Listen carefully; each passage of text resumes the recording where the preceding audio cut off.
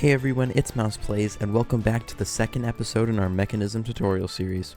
In this video, we're going to be going through all the steps to get from Tier 0 ore processing. These tiers represent how much your ore is utilized. For example, Tier 0 just means you're getting 1 ingot per ore. Tier 1 means 2, and then Tier 3 means 3 ingots per ore block. So without further ado, let's get started. First, we're going to be talking about one of our major blocks that you're going to need to create a lot of the machines you're going to see in this mod, which is the steel casing. The steel casing is made with 4 glass, 1 osmium, and 4 steel. If you don't know how to make steel, go ahead and click the video on screen right now, and that will take you to our previous tutorial where we talked about how to make steel. But we will use this steel casing in some of our machines. So as an example, I'm going to get this energized smelter, and you can see right there that we have the steel casing in the middle. This is going to be a major building block for the majority of the machines you're going to make in this game. But now that we're finished with the steel casing, now we can solely talk about the energized smelter. Now the energized smelter is just a basic version of your normal smelter, but powered on electricity. So instead of using coal, you will just use Mekanism electricity, which we went over how to generate in the previous episode. You can see here, our energy is here, and then if I just put some oak logs in there, without an energy source, you can see that it creates charcoal. It just works as a normal furnace, just without the use of a normal Minecraft fuel source, but it's instead using electricity. And you can see that when you use the energized smelter, it gets this nice texture where you can see the fire down there, and there's a little screen. One thing to note about Mekanism machines is they are very loud. So if you are going to build a giant factory with Mekanism machines, I would suggest putting that further away from your base so you're not consistently hearing that sound. Now the energized smelter will only get us Tier 0 ore processing, which is just 1 ingot per ore. But if we come over here to the enrichment chamber, this is what we'll use to get Tier 1 ore processing, which we'll talk about next. Your enrichment chamber is made with 1 steel casing, 2 iron ingots, 4 redstone dust, and 2 basic control circuits. Again, we went over how to make basic control circuits in the previous video. One thing I want to discuss is how we can use the enrichment chamber to make enriched carbon and enriched redstone. So all we have to do is we have to put some coal in the enrichment chamber. Now what this will do is it will convert our coal into enriched carbon. And what enriched carbon does is instead of giving 10 units, so if I put 1 coal in my metallurgic infuser, you can see it only gives us 10 millibuckets. But if I grab an enriched carbon and put it in here, you can see it gives us 80 millibuckets. This is just a way for you to get more out of your coal than your enriched carbon. But now that we've talked about these basics, now we can move on to Tier 1 ore processing. Now to make sure that we don't have to move our materials from this furnace to this furnace, you can see that I can come in here and I can change our side config. So it tells you here what this is. So right, top, left, bottom, front, and back. This translates to top, right, left, bottom, front, and back. And then we'll want to just press this eject button so that it will automatically eject the ores from here to here. Now I'm quickly going to grab 1 iron ore, and we're going to put this iron ore in the enrichment chamber, and you'll see what happens is this iron ore is going to turn into 2 iron dust, and then that iron dust will immediately go into our energized smelter, and 1 iron dust equals 1 iron ingot. So with just 2 machines, we have doubled our ores that we will get. So that is Tier 1 ore processing. It's going to be your most basic form of ore processing. But now we're going to work towards Tier 2 ore processing, which will triple your ore production. Before we go any further, I need to talk about the advanced control circuit, which we will use in some of these machines up here. So the advanced control circuit is made by putting 2 infused alloys next to a basic control circuit. And basically this is just another level up from the basic control circuit. These get all the way up to ultimate. There are 4 levels, and then the infused alloy can also go up. And while we will go further in depth with these in the future, for now, all we need to know is how to make this specific control circuit. So the first item we're going to need now is the purification chamber. The purification chamber is crafted with those 2 advanced control circuits we just talked about, 4 infused alloys, 2 osmium ingots, and then 1 enrichment chamber, which is crafted with 2 basic control circuits, 4 redstone, and steel casing, and 2 iron ingots. So this is the first machine that we have where there's another machine inside of it that you'll have to craft before you get the purification chamber. Next is the crusher. The crusher is crafted with 4 redstone dust, 2 basic control circuits, 2 lava buckets, and 1 steel casing. While the crusher has many other uses that we'll talk about in future episodes, we're just going to be focusing on its 300% ore capacity in this video. Next is going to be a whole group of items that you're going to need to power your purification chamber. And this is because to make our ore clumps, you're actually going to need oxygen as well. That's what this little section is here for.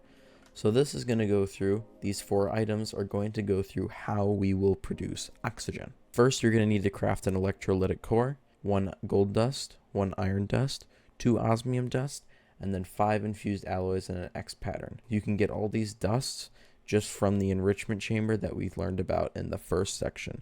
Just make sure to turn off the eject. And then that'll get you your electrolytic core, which is used to craft our next item. This here is the electrolytic separator, which basically we will be using to turn water into oxygen and hydrogen. This is where we get to the part of Mekanism that's very chemistry-like. You'll need a little bit of knowledge of chemistry, just basic knowledge, but understanding of how molecules work.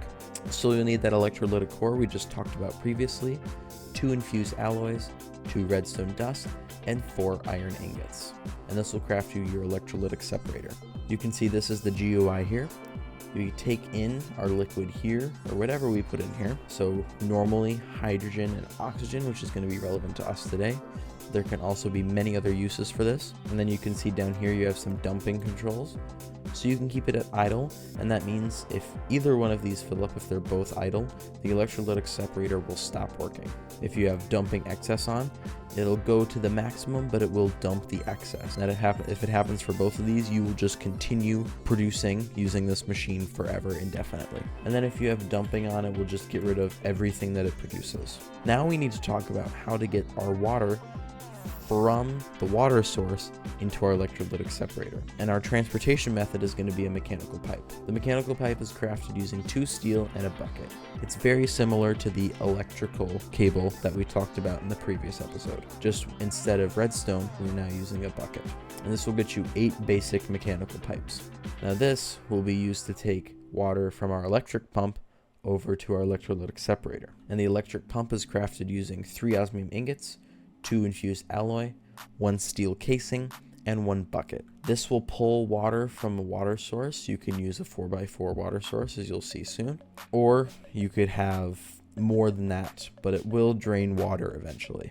And then finally, we need a way to take our oxygen from our electrolytic separator over to our purification chamber.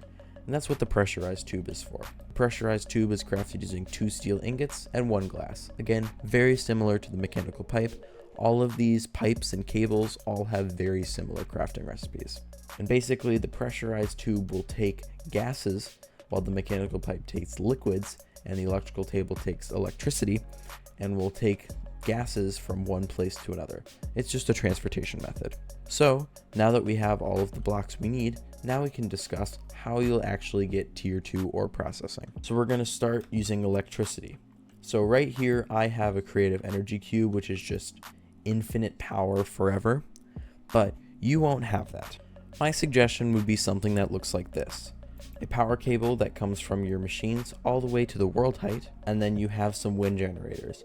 As wind generators are dependent on the height of the world, if you put them at the top of the world, you will get the max power generation you can for their size, basically.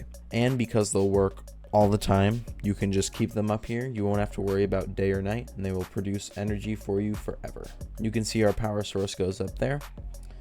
But now we can talk about our tier ore processing.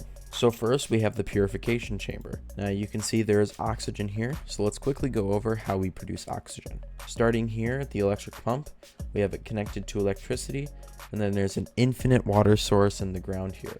That infinite water source is then being sucked up through the electric pump. You can see here it's completely full right now, and then it travels through the mechanical pipe. You can see it's full there into the electrolytic separator. I think you can put it in the back as well, and it won't matter, but I always just do the top. Next, you're going to see if I come in here, our water is full, our hydrogen's here, but then our oxygen is here. Now, because we don't need the hydrogen right now, I just have it set on dumping excess. But because I don't want to use energy all the time, we can keep oxygen on normal idle mode instead, and that will just keep it nice and balanced so that when we're not using oxygen, we're not using power. Then we have specifically the pipe coming out of the right side. That's because the oxygen is on the right side. If I were to put the pipe here, you can see that it's white for hydrogen. So I need to put it on the right side to get the oxygen out. Then coming over here to the purification chamber, we just have the pipe coming in the side, and that's giving us oxygen. Then we have it set up so all these machines will eject until this smelter here. So pretty much what happens is first, ore block will get crushed into 3 clumps, then dirty ore will be converted into normal ore dust, and then you'll have your ingots. So now I'm going to put in an iron ore just to show you how it works. You can see I put it in here, and then it will start to convert this iron ore into 3 clumps. Now we have 3 iron clumps, and then this will go through the crusher, which will then turn it into dirty dust. Then that dirty iron dust will go through our enrichment chamber and turn into normal iron dust. And then finally that dust will be smelted into ingots. And this is how you get 3 times your ore production. So anyways, that's going to be it for this video. I really hope you enjoyed. If you did, please be sure to leave a like, subscribe, and comment what you'd like to see next. I'll be making many more of these tutorial videos just for you, just so you can see how to use Mekanism, because Mekanism does get very complicated. So that's going to be it for this video. And if you want to watch another video, check out this video where I beat Minecraft using only wooden tools.